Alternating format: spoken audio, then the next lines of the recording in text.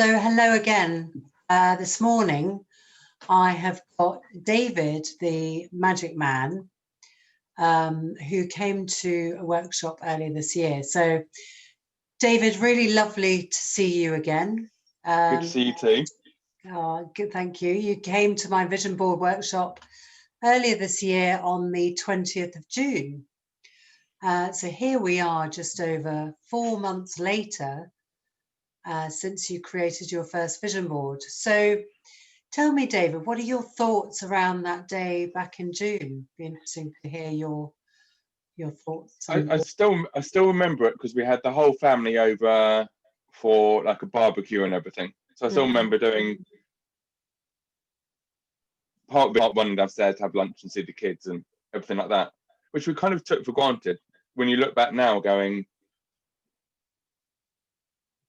well, we can't even do with the current situation we're in.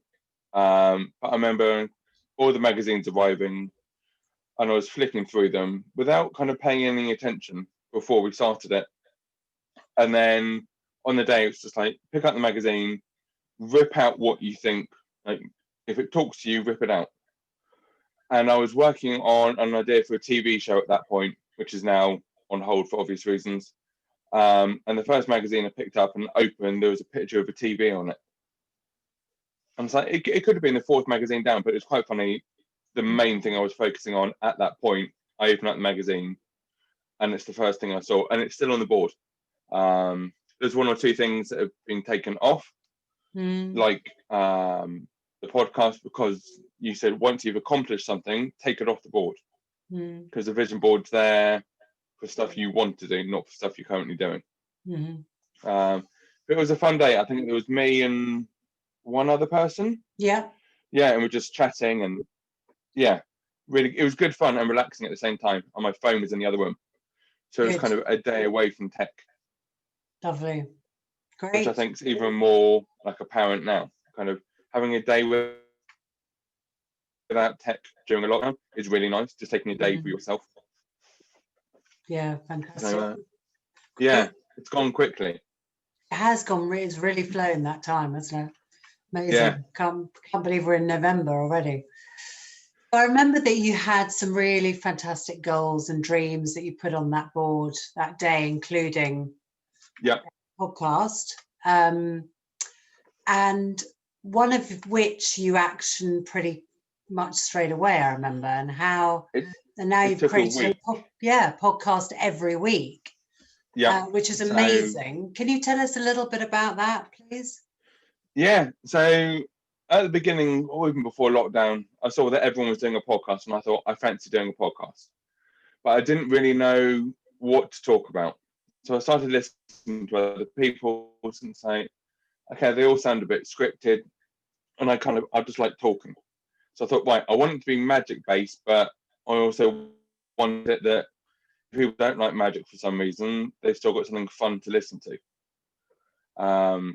So the first few episodes is kind of what I've been up to during that week.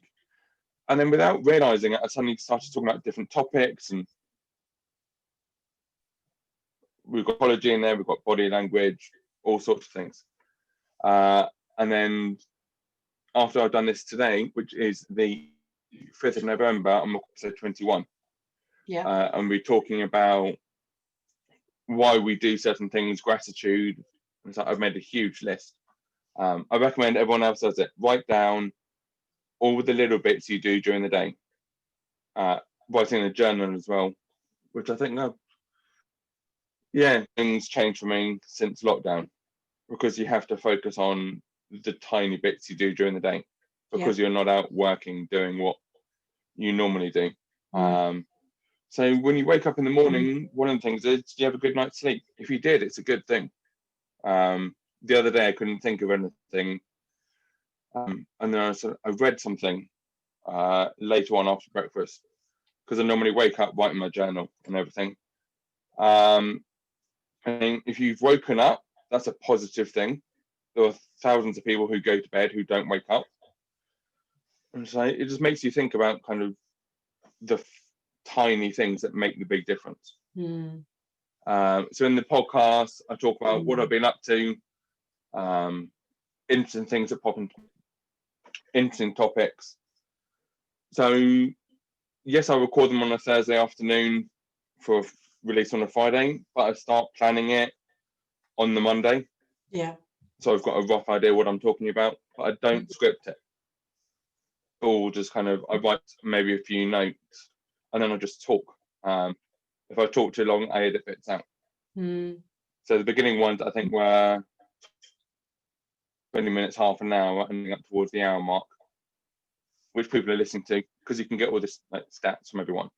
Yeah. So most people listen to them in one go at the moment, but there's a few people who you can see listen to it in half-hour blocks, which is what I do for some of the long ones.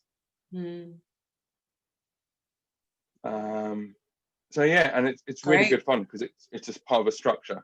Yeah. So you've got to kind of focus. I think not everyone should do it.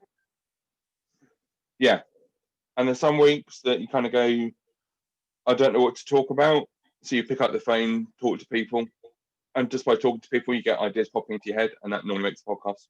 It's like there's a magician called Pete Wardell who used to do street magic in Covent Garden, and he's just started a YouTube channel talking about different things.